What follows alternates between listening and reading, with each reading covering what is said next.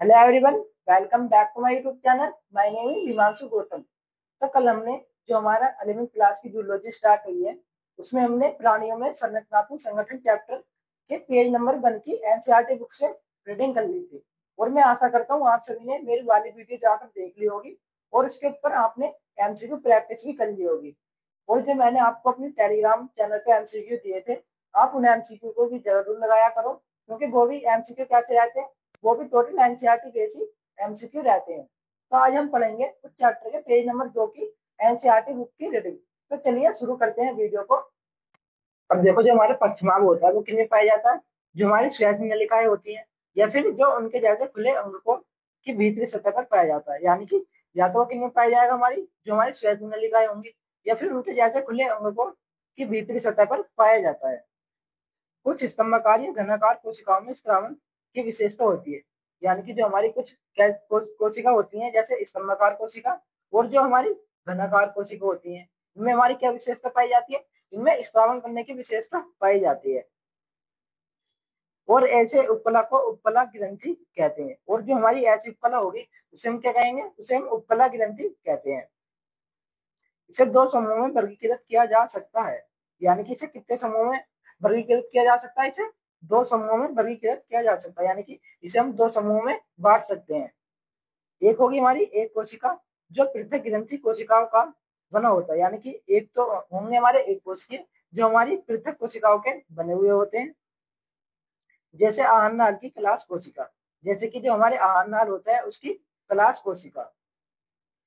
और दूसरे होंगे हमारे बहुकोशिकीय, जो कोशिकाओं के पुंज का बना होता है। यानी कि जो हमारे बहुकोशिकीय होंगे वो किसके बने होंगे? जो हमारी कोशिकाएं होंगी उनके पुंज के बने हुए होते हैं। उदाहरण के लिए जैसे हमारी लाल ग्रंथि, यानी कि अगर हम इसको उदाहरण लें तो किसका लेंगे? हम अपनी लाल ग्रंथि का उदाहरण लेंगे। स्त्रावी कोशिकाओं में स्त्रावन के निष्कर्षण के आधार पर ग्रंथियों को दो भागों में विभाजित किया जा सकता है। यानी कि देखो, स्त्रावन के निष्कर्षण के आधार पर जो हमारी ग्रंथि होती है, हम उन्हें कितने भागों में बांट सकते हैं? उन्हें हम दो भागों में विभाजित, यानी कि दो भागों में बांट सकते हैं, जिन्हें बाह्य स्त्रावी ग्रंथि तथा अंतरस्त्रावी ग्रंथि कहते हैं। यानी कि जिन्हें जो हमारी ग्रंथि होंगी उन्हें हम दो भागों में विभाजित करेंगे। एक होगी हमारी बाह्य स्त्रावी ग्रंथि और दूसरी होगी हमारी अंतरस्त्रावी ग्रंथि। बाह्य स्रावी ग्रंथि में श्लेष्मा, लार, कणमों, तेल, दूध, अमाशय, एंजाइम तथा अन्य कोशिका उत्पाद स्त्रावित होते हैं। यानी कि देखो, जो हमारी क्या होती है, बाह्य स्रावी ग्रंथि होती है, वो किसका स्त्रावन करती है? वो हमारे श्लेष्मा, लार, कणमों, तेल, दूध, अमाशय, एंजाइम तथा कुछ अन्य कोशिका उत्पाद का स्त्रावन करती है। ये ये सब वाहिनियों तथा नलिकाओं के मध्य से निर्मुक्त होती है। यानी कि ये जो हमारी क्या होती है, ग्रंथियां होती हैं, ये कहाँ से मुक्त होती है? हमारी वाहिनिकाओं तथा नलिकाओं से के मध्य से निकलती हैं।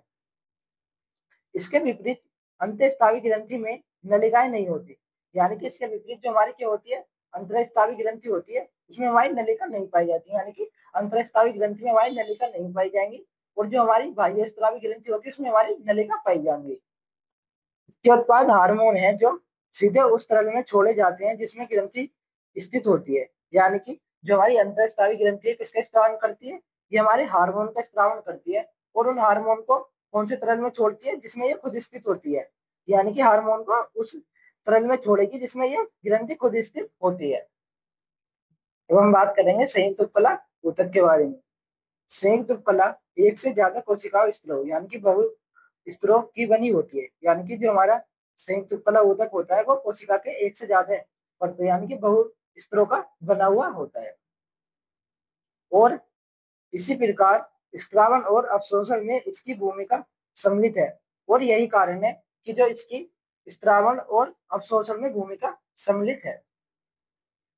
इसका मुख्य कार्य रासायनिक व यांत्रिक प्रतिबलों से रक्षा करना है। और जो इसका जो मुख्य कार्य है वो क्या है? जो हमारे रासायनिक कार्य व यांत्रिक प्रतिबलों से रक्षा करना होता है। यह त्वचा की सूक्ष्म सतह पर, यानी कि हमारी त्वचा की सूक्ष्म सतह पर पाया जाता है। मुख गुहा की नम सतह पर, यानी कि ये मुख गुहा की नम सतह पर भी पाया जाता है। और हमारी ग्रसनियों में पाया जाता है।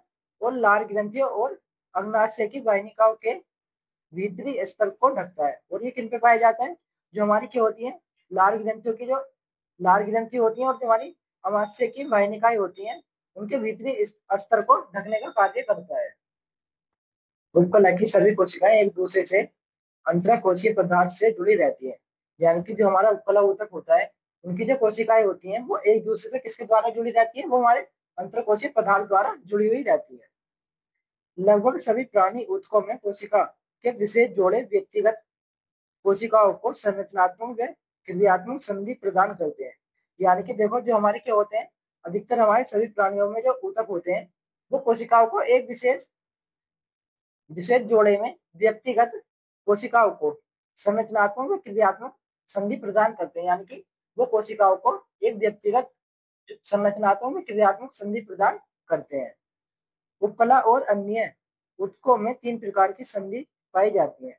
यानी कि जो हमारा उपकला ऊतक होता है और जो हमारे अन्य ऊतक होते हैं, उनमें हमारी 3 प्रकार की ग्रंथियां, सॉरी 3 प्रकार की संधियां पाई जाती हैं। और ये वाली जो संधि है, ये हमारी कौन सी संधि है? ये हमारी दृढ़ संधि है। एक होती है हमारी असंघीय संधि एवं एक होती है हमारी अंतराली संधि। दृढ़ संधि पदार्थों को ऊतक से बाहर निकालने से रोकती है। और जो हमारी दृढ़ संधि होती है, ये क्या कार्य करती है? जो हमारे पदार्थ होते हैं, उनको ऊतक से बाहर निकालने से रोकती है। और जो हमारी असंजन्य ग्रंथि होती है, वो पड़ोसी कोशिकाओं के कोशिका द्रव्य को एक दूसरे से जोड़ने का काम करती है। और जो हमारी क्या है, असंजन्य ग्रंथि है, वो क्या करती है? जो हमारी पड़ोसी कोशिकाएं होती हैं, उनकी कोशिका द्रव्य को एक दूसरे से जोड़ने का काम करती है। अंतराली ग्रंथि, और जो हमारी अंतराली ग्रंथि है, ये आयनों तथा छोटे अणुओं एवं कभी कभी बड़े अणुओं के तुरंत स्थानांतरण करने में सहायता करती है। यानी कि ये क्या करती है? ये जो हमारे आयन होते हैं या फिर जो हमारे छोटे अणु होते हैं या फिर जो हमारे कभी कभी बड़े अणु होते हैं, उनको तुरंत स्थानांतरित करने में सहायता करती है। यानी कि उनको तुरंत स्थानांतरित करने में हमारी सहायता करती है।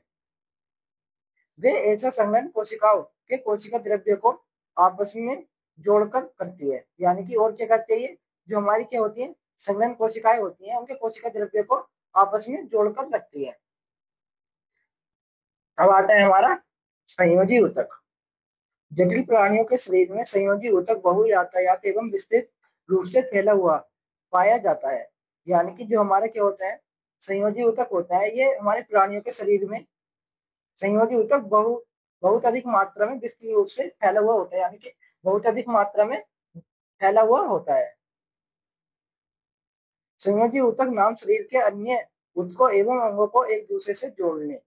यानी कि जो हमारा संयोजी ऊतक होता है, वो शरीर के अन्य ऊतक एवं अंगों को जोड़ने का कार्य करता है। यानी कि ऊतकों एवं अंगों को एक दूसरे से जोड़ने का कार्य करता है हमारा संयोजी ऊतक।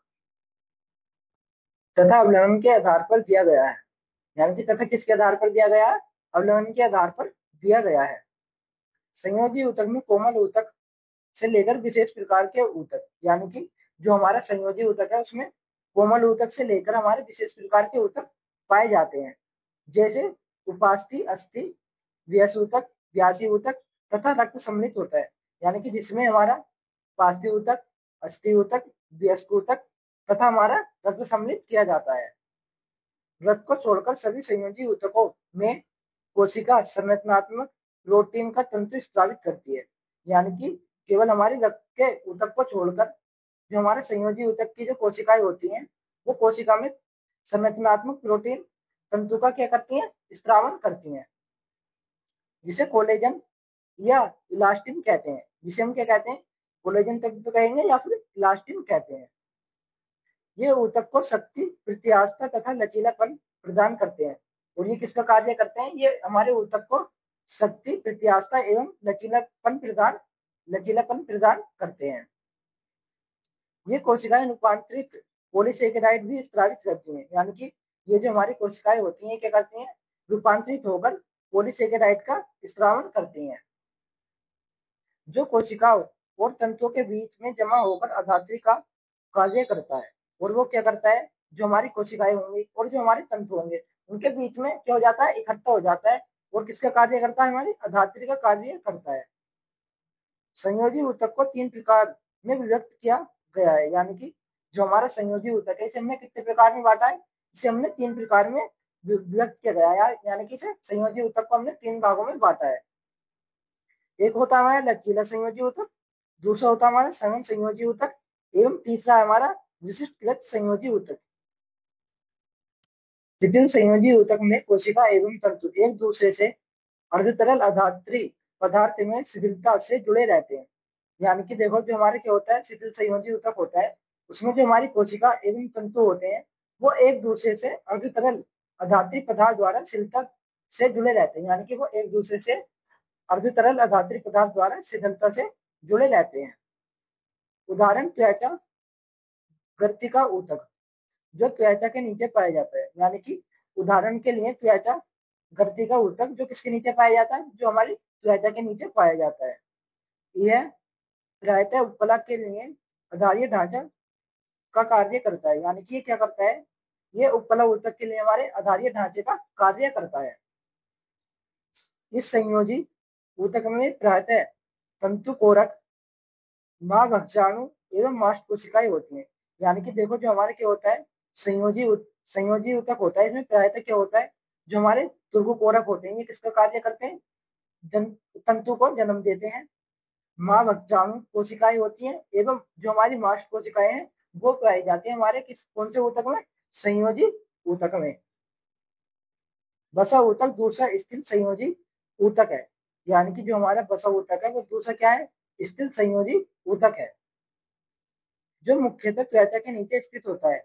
और ये भी मुख्यतः किसके नीचे स्थित होता है, ये हमारी त्वचा के नीचे ही स्थित होता है। इस ऊतक की कोशिकाएं वसा संग्रहण के लिए विशिष्ट होती हैं। यानी कि जो ये ऊतक है, इस ऊतक की कोशिकाएं किसके लिए विशिष्ट होती हैं, वसा संग्रहण के लिए विशिष्ट होती हैं। भोजन के जो पदार्थ प्रयोग में नहीं आते, यानी कि जो हमारा भोजन जो हम भोजन खाते हैं उसके जो पदार्थ क्या नहीं आते, हमारे प्रयोग में नहीं आते, वे वसा में के रूप में परिवर्तित कर इस ऊतक में संग्रहित कर लिए जाते हैं। वो क्या करते हैं, यानी कि उन पदार्थों को हम क्या करते हैं, वसा के रूप में परिवर्तित कर लेते हैं और फिर इस ऊतक में क्या कर लेते हैं, संग्रहित, यानी कि इस ऊतक में संग्रहित कर लेते हैं। सघन संयोजी ऊतक में तंतु एवं तंतु कोशिकाएं दृढ़ता से व्यवस्थित होती हैं। यानी कि जो हमारे क्या होता है, संयोजी ऊतक होता है, उसमें जो हमारे तंतु होते हैं और जो हमारी तंतु कोशिकाएं होती हैं वो क्या होती हैं, एक दूसरे से दृढ़ता पूर्वक व्यवस्थित होती हैं। अभिविन्यास के आधार पर तंतु तथा तंतु कोरक सघन संयोजी ऊतक को नियमित संयोजी ऊतक तथा अनियमित संयोजी ऊतक में विभाजित किया गया है। यानी कि देखो, तंतु तथा तंतु कोरक के आधार पर जो हमारा क्या है, सघन संयोजी ऊतक है, वो उसको हमने नियमित संयोजी ऊतक तथा अनियमित संयोजी ऊतक में विभाजित किया गया है। सघन नियमित ऊतक में तंतु कोरक समांतर तंतु के गुच्छों के बीच में कतार में व्यवस्थित होते हैं। यानी कि क्या होता है, जो हमारे क्या होता है, सघन नियमित ऊतक होता है, उसमें जो हमारे क्या होते हैं, तंतु कोरक होते हैं, वो समांतर तंतु के गुच्छों के बीच में कैसे होते हैं, कतार के रूप में व्यवस्थित होते हैं। कंडराय जो कंकाल पेशियों को अस्थियों से जोड़ती है। यानी कि कंडराय क्या करता है, जो हमारी कंकाली पेशिका होती है ना, अस्थियों को जोड़ने का कार्य करता है। तथा स्नायु जो एक अस्थि को दूसरी अस्थि से जोड़ती है। और जो हमारी स्नायु होती है वो क्या कार्य करती है, एक अस्थि को दूसरी अस्थि से जोड़ती है। इसका उदाहरण है कोलेजन तंतु का एक गुच्छा जो कॉन्ड्रोय के प्रतिरोध क्षमता प्रदान करता है। यानी कि जो हमारा इसका उदाहरण है, जो हमारा कोलेजन तंतु है वो क्या, उसका जो हमारा एक कोलेजन तंतु का जो हमारा एक गुच्छा होता है वो हमारे कॉन्ड्रोय को प्रतिरोधक क्षमता प्रदान करता है। तो बस आज के लिए इतनी। अगर आपको कोई भी टॉपिक समझ में नहीं आया है या फिर आपके कोई भी एनसीईआरटी बुक की लाइन समझ में नहीं आई तो आप मुझे कमेंट करके बता दें। मैं अगली जो वीडियो आएगी उसमें उस टॉपिक को या फिर उस लाइन को अच्छे तरीके से आपको समझा दूँ ताकि वो आपकी लाइन समझ में आ जाए। अगर आप जो मैंने आपको ये एनसीईआरटी बुक की रीडिंग कराई है इसके ऊपर अगर आप क्वेश्चन प्रैक्टिस करना चाहते हो तो आप मेरे टेलीग्राम चैनल को ज्वाइन कर सकते हैं, जिसका लिंक मैंने आपको डिस्क्रिप्शन में दे दिया है। वहां से जाके आप मेरे टेलीग्राम चैनल को ज्वाइन कर लें। मिलते हैं फिर नेक्स्ट वीडियो में, तब तक बने रहिए हमारे विद्या न्यूज चैनल पर।